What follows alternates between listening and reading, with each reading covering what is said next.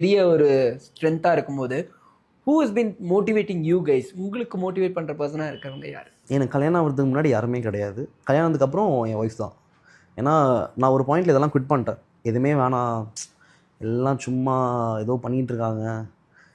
என்னோட கோல் விஷன் எல்லாமே வேறு.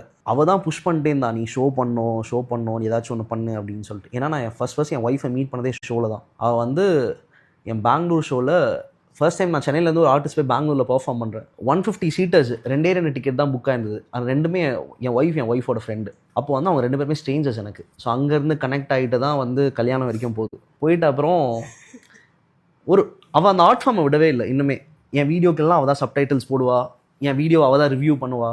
என்னோட ஃபர்ஸ்ட் ஆடியன்ஸ் அவள் தான். நான் டிராஃப்ட்டுக்கு கூட எனக்கு அனுப்பிச்சிக்க மாட்டேன், டிராஃப்ட்டுக்கு கூட அவளுக்கு தான் அனுப்புவேன். பியூட்டிஃபுல். அது ஒரு மாதிரி கேட்கும்போது ஸோ லைக் இந்த மாதிரி love stories feel so different. ஆசைப்படுறாரு ப்ரோ.